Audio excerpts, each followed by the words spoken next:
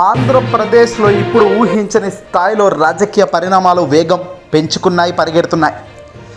ఎన్నికలు వస్తున్న ఈ తరుణంలో నిన్న జరిగిన టీడీపీ, జనసేన, బీజేపీ కూటమి సభ అట్టార్ ఫ్లాప్ అయిన సంగతి తెలిసిందే. మనం గతంలో చెప్పుకున్నట్టే అచ్చం జరిగింది. ఆంధ్రప్రదేశ్ సీఎం జగన్మోహన్ రెడ్డి గారు మేదరమెట్ల సిద్ధం సభకు ఒక్కరోజు ముందే వీళ్ళ పొత్తులు అఫీషియల్గా అనౌన్స్ చేయబడిన సంగతి మనందరికీ తెలిసిందే. ఆ తెల్లారి మరుసటి రోజే సిద్ధం 4వ సభ మేదరమెట్ల, బాపట్ల జిల్లాలో జరిగింది. ఆనాడు అంతా ఆసక్తిగా ఎదురు చూశారు జగన్ దేశ ప్రధాని నరేంద్ర మోదీని పొత్తుల గురించి ఎలా తిడతాడు ఏంటి అని.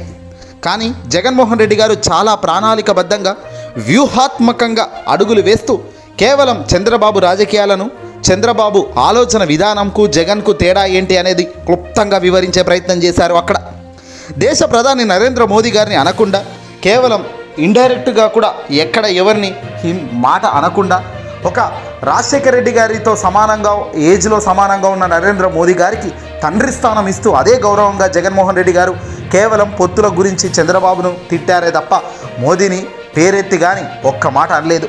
కాకపోతే కేంద్రం పార్టీని అన్నారేమో కానీ మోదీ గారిని వ్యక్తిగతంగా కానీ, మోదీ అనే పేరు తీసి కానీ ఒక్క మాట అంటే ఒక్క మాట ఆయన పొత్తుల గురించి కానీ ఇంకోటి కానీ ఏమీ అనలేదు. ఇక్కడ ఆయన నరేంద్ర మోదీ గారు ఏపీకి ఎప్పుడు వచ్చిన డిఫెన్స్లో పడేసే పద్మ వ్యూహంలో భాగంగానే ఆ రోజు ఆ మాటలు చేశారు ముఖ్యమంత్రి జగన్మోహన్ రెడ్డి గారు. నేడు ఆంధ్రప్రదేశ్ రాష్ట్రానికి చిలకలూరిపేటలో జరిగిన కూటమి సభకు వచ్చిన నరేంద్ర మోదీ గారు అడ్డంగా డిఫెన్స్లో పడ్డారని చెప్పాలి. ఇక్కడ ఆయన నేరుగా జగన్ గౌరిని కానీ, ఆయన ప్రభుత్వాన్ని కానీ ఏమీ అనకుండా ఏదో తూతూ మంత్రంగా మాటలు మాట్లాడి చివరన నా దేశ ప్రధానిగా మళ్ళీ నేను గెలుస్తున్నానని, పార్లమెంట్లో సీట్లు చాలా ముఖ్యమని, తద్వారానే మీరంతా కోరుకుంటే ఎంపీ స్థానాలు ఇస్తే ఖచ్చితంగా గొప్ప స్థానంలో మళ్ళీ పరిపాలన చేస్తానని ఆయన చెప్పుకొచ్చారు. కేవలం ఎమ్మెల్యేలు పోటీ పడి అవినీతి చేస్తున్నారు అని ఒక చిన్న మాట అన్నారే తప్ప దానికి తగ్గ ఆధారాలు కానీ, లేదా నేరుగా జగన్మోహన్ రెడ్డి గారిని టార్గెట్ చేసి కానీ ఏది కూడా ఒక్క మాట అంటే ఒక్క మాట కూడా దేశ ప్రధాని నరేంద్ర మోదీ గారు అనలేదు. కేంద్రం మెచ్చిన సీఎంలలో జగన్ కూడా నెంబర్ 1 స్థానంలోనే ఉన్నారనడంలో ఎలాంటి సందేహమే లేదు.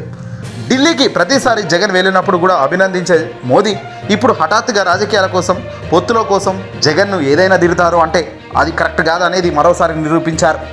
అసలు దీనివల్ల ఇప్పుడు చంద్రబాబు, పవన్ అడ్డంగా అటర్ ఫ్లాప్ అయిపోయారు.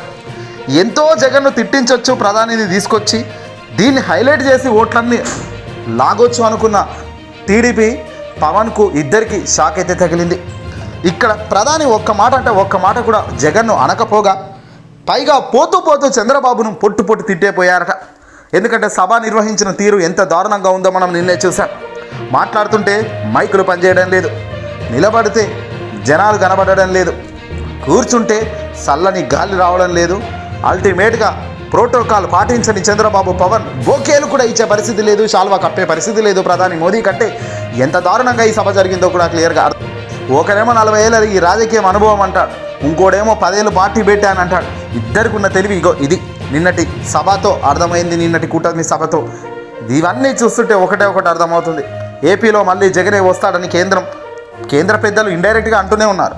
ఇక మోదీ కూడా జగన్ ఏపీకి ఒక్కడే అని ఒక మాట అన్నాడు. నిజానికి జగన్ ఏపీకి ఒక్కడే, ఆయనే సీఎం, ఆయనే పరిపాలన రాజు అనేది అందరికీ ఈ సందర్భంగా చెబుతూ వీడియోకి గట్టిగా లైక్ కొట్టండి.